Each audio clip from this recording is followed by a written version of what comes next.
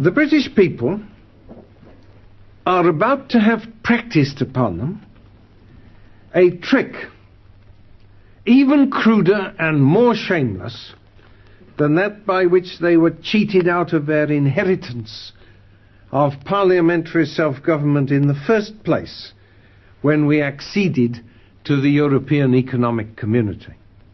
However, since the trick is basically the same one over again, it is to be hoped that the people will not be taken in twice, but will listen to those who warned them correctly before.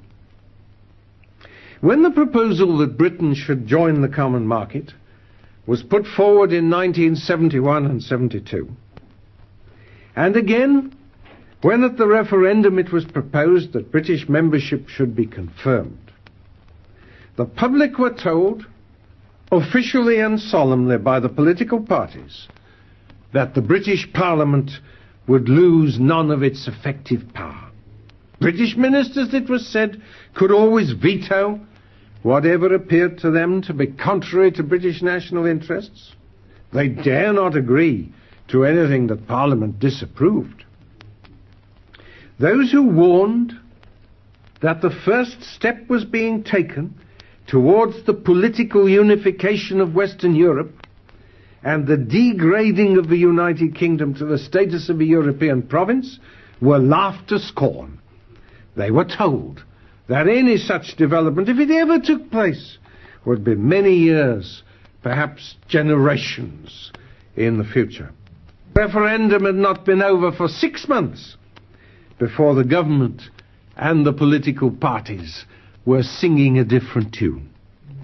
The veto, it appeared, was more often a veto in reverse, a veto which others could use against what we wanted or proposed, but which we could not use to protect ourselves against what we did not want. A classic example is fishing, where unless the rules of a community are changed, the fleets of all the other members will be able to fish right up to our beaches. We cannot veto this because it's in the treaty, which the Conservative government signed and the Labour government failed to renegotiate. It is the status quo. But any change in it that we want, such as an exclusive 50-mile zone for our fishermen, can be vetoed out of hand by any of the members, even by landlocked Luxembourg. Month after month, we have had ministers coming to the House of Commons and declaring themselves opposed to community policies. Why, they positively encourage the House of Commons to vote against those policies. Then they go off to Brussels, and presently they come back, having agreed to those very policies, wringing their hands and saying, we don't like this any more than you do, but we had to accept it because it was part of a package.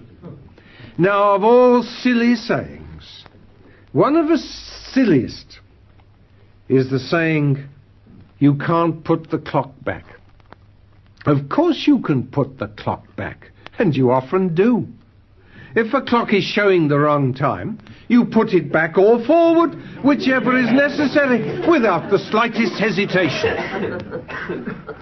So in human life, and in a nation's life, if a mistake has been made, we ought to put it right, if we can.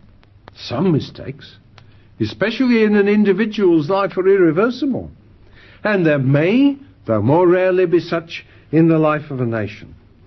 But we ought always to be on our guard against those who tell us so, who whisper in our ear, it's done now, and it can't be undone.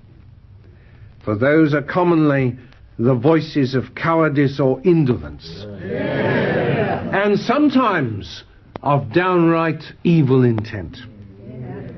Certainly the mistake which Britain made in giving up her parliamentary self-government and national independence to become a part of the European Economic Community is not irreversible. One would suppose it was, and that is what you are intended to suppose.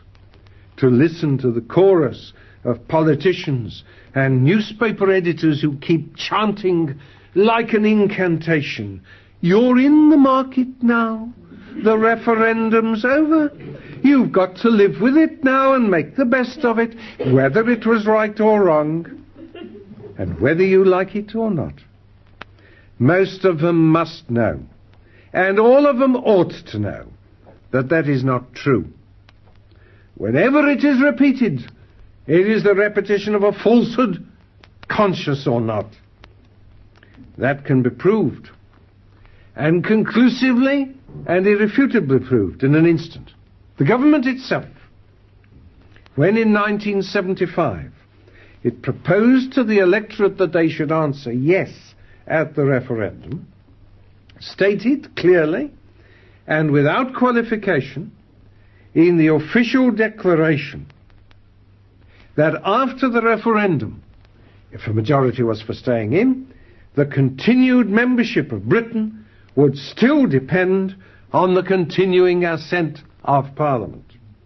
Our Charter is enshrined in the very words of the government's own referendum statement. The British Parliament retains the final right to repeal the Act which took us into the market. Thus our continuing membership will depend on the continuing assent of Parliament. No room there for the suggestion that now the referendum's over, it's all settled. No. The government's solemn assurance is that the question is not settled and remains at all times open. Nor is there any room for arguing that we are bound, either morally or legally, to a decision once taken. If that were so, there could be no talk about the continuing assent of Parliament. Parliament would have to be told, "You're bound now and cannot and must not break your word." Nothing of that. Parliament, which is to say the electorate who create parliaments, is as free at any moment to withdraw its assent, either to British membership as such, or to anything argued to be implicit in British membership, as it is to alter the standard rate of income tax, roll on the day, or to repeal the 50-mile-an-hour speed limit, and roll on that day too. I have quoted the law to you. The formal legal position, as the government have officially affirmed it. But it would be disingenuous to pretend that there is not a higher law according to which no nation can be bound against its will to the surrender and renunciation of its freedom, independence, and sovereign identity. The right to nationhood is one of those rights of which it may be said that time does not run against it. It is not yet known whether the Scottish nation will decide by a majority to resume the status which they relinquished in 1707. But if they do, I would like to hear their reply to those who would tell them that they could not do it because of a treaty of union. History is littered, and some of its most glorious pages are adorned with the instances of nations which reasserted and reclaimed their right to govern themselves and live under their own laws and policies, not after 5 or 10 years of eclipse, but after centuries. It is bitterly ironical that an Englishman of all people should need to argue the point at all to his countrymen, seeing that, historically, we have made the cause of nations rightly struggling to be free our own cause. In doing so, we have been deterred by no superstitious awe before the title deeds of tyrannies or empires. There is no superior jurisprudence which can ever say to a nation, "You shall not, or you shall no longer be the masters of your own fate." I doubt indeed whether any nation can ever be brought to renounce its own self-mastery except it was deceived, except by means of trickery and cheating. Certainly it was by deception that Britain was hijacked into the European Community in 1972. It was by deception that it was induced to give retrospective assent to the hijacking at the referendum in 1975. And it is by deception that the hijackers are now engaged in obtaining a further stage of Britain's amalgamation into the new West European state by a new and far-reaching transfer of authority. Parliament is shortly going to be invited to authorise the direct representation of the electorate of the United Kingdom in a Parliament of the EEC. The government claimed to have discovered that we are morally and legally bound to do this in accordance with the Treaty of Rome, to which we acceded by the Treaty of Brussels in 1972. Now, it's the most extraordinary thing, and highly convenient for the hijackers, that this discovery remained unmade, or at any rate unannounced, not merely until after the exhaustive debates in 1972, when the European Communities Bill was forced through the House of Commons by means of the guillotine and the grace of a handful of Liberal MPs, but until after the referendum in 1975. Was it not extraordinary that no one should have happened to mention to those who might have been considering voting yes, that thereby, incidentally, they were approving the principle of a directly elected European Parliament? It was indeed. But what is more remarkable is that the government were at pains to declare that the question of direct elections was outside the referendum altogether. It almost defies belief that direct elections to the European Assembly were not mentioned at all in the document which the government addressed to the electorate at the referendum. Many of us, of course, did at that time warn the electorate that a yes vote meant commitment to a European Parliament, which would supersede and override our own. But if we had dared to say that in the event of a yes vote, such a thing would be agreed to within a year, we should not merely have been pooh-poohed as alarmists with extravagant imaginations. We should have been accused of downright lying. Had not the government itself, in the White Paper, report on renegotiation, made it clear that the issue of direct elections did not arise and was not involved in the referendum? Here's the passage. It was made absolutely clear by the United Kingdom that Her Majesty's government could not take up a position on the proposal for direct elections to the European Assembly by universal suffrage before the process of renegotiation had been completed and the results of renegotiation submitted to the British people. How could the government say in March 1975 that they could not yet take up a position on direct elections, and then claim after June, 3 months later, that direct elections had always been implicit in the treaty and that everybody should have known it all along? It was a piece of electoral deception worthy to put alongside the Conservative parties "Our commitment is to negotiate no less, no more" at the 1970 election. What it turns out the government were really doing was to tell their European colleagues that until after the referendum they didn't intend to reveal to the British people that those who voted yes were voting for a directly elected European Parliament, because that would have blown to the winds the claim of some pro-marketeers that no real diminution of national independence and self-government was involved. Of course it was. Of course it is. Does anyone seriously imagine that the Parliament of this country will for long be allowed to debate matters which have already been debated and approved in a directly elected Parliament of EEC, our own national Parliament at Westminster, will soon be told to mind its own little local difficulties and not meddle in the affairs of a community, which are the business of those directly elected by the same electors for that very purpose.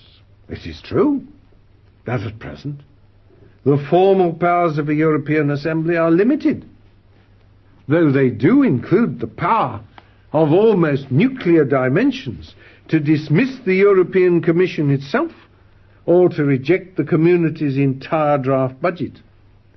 What is true, however, is that those powers can at any time be extended by amendment of a treaty, and that under Section 1 of the Act of 1972, that would require no more than a single vote of the House of Commons, taken after a debate which need last no more than 90 minutes. It is true that Parliament, and through Parliament the electorate, have still the power to refuse to accept direct elections. But the same soft soap is being used again as in 1972 and 1975. On the one hand, we shall be assured that it's only direct elections to the present Assembly, with its present limited powers which are at issue. There are no proposals for increasing those powers, so why worry? The argument will run. It won't be for a long time ahead, if ever, that the directly elected Assembly becomes a real Parliament with real powers, and that will only happen in the fullness of time if we agree to it of our own free will. On the other hand, we shall be told that it would be bad faith to reject an undertaking to the other member states into which the government have entered, and that in any case direct elections were always envisaged by the Rome Treaty to which we have acceded. This is false, and I will prove it to be so, and I will prove that the government themselves know it to be so. Once again, the British nation is to be induced by trickery to sign away its birthright. Let me read to you the words in the Treaty of Rome, which, so the government claimed to be convinced, create an obligation upon member states to set up a directly elected European Parliament. The article which lays down the procedure begins as follows: The Assembly shall draw up proposals for elections by direct universal suffrage in accordance with a uniform procedure in all member states. Now, this has nothing whatsoever to do with what the government are proposing to stampede Parliament and the country into accepting. The attempt to cite the Treaty of Rome as committing this country to what the government propose is a barefaced piece of deception. The treaty does not refer to any old proposals for direct elections. It refers to elections by direct universal suffrage in accordance with a uniform procedure in all member states. Any proposals which do not provide for a uniform procedure in all member states do not comply with the treaty, and the attempt to use the treaty to commend or enforce them is not even a withered fig leaf to cover the nakedness of usurpation. Be under no misapprehension that that is what is involved in the issue of direct elections, and that it is fully intended by those who will strain every nerve to bring direct elections about. There cannot be coordinate authority between two sets of persons representing the same electorate. What the one gains, the other must lose, and the gain will be to the body which has the larger claim. Already, Parliament in 1972 has conceded to the community the right to legislate and tax and determine policy over the head and behind the back of the House of Commons. Already, so the judges have told us, the law of the community prevails over the law of the United Kingdom in case of conflict.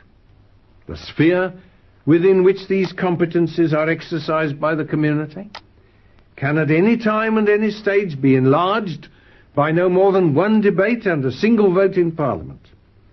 Can anyone but a fool seriously suppose that if the community, already thus equipped, is endowed with the authority derived from a body which directly represents the total electorate, the elective bodies of the member states will not shrink and shrivel under the spreading shade of a European Parliament, Commission and Council. To that, increasingly, our ministers and governments will look, and not to the provincial assembly, which our once all-powerful House of Commons will have become. It would be equally a mistake to suppose that this result will be unintended. I had the privilege, if so it be, in a select committee, as it happened, in the last session of Parliament, to hear one of the warmest advocates of British membership of the EEC hail as a great consideration in its favour the fact that the Parliament and the electorate of the United Kingdom would be prevented from what he called doing silly things by having surrendered the power to legislate independently and being subjected to the laws and policies of the European state. That, starkly, is the difference between a nation and a province, between self-government and subordination, between self-respect and self-contempt. The choice between them, still open, still free, in no wise morally or legally preempted, is the choice your representatives will shortly be making in Parliament. You still have the power to punish them if you take it otherwise than as you wish, but you must tell them, and tell them now. No politician can restore to a nation a spirit which is lost, or a pride and personality which have departed from it. What politicians can do, if that spirit still exists, and that pride and personality are merely latent and not extinct, is to show the nation when the time to exert itself has arrived, and when the opportunity is present. The coming months, until the threat of a super parliament of a European state is averted, will be such a time.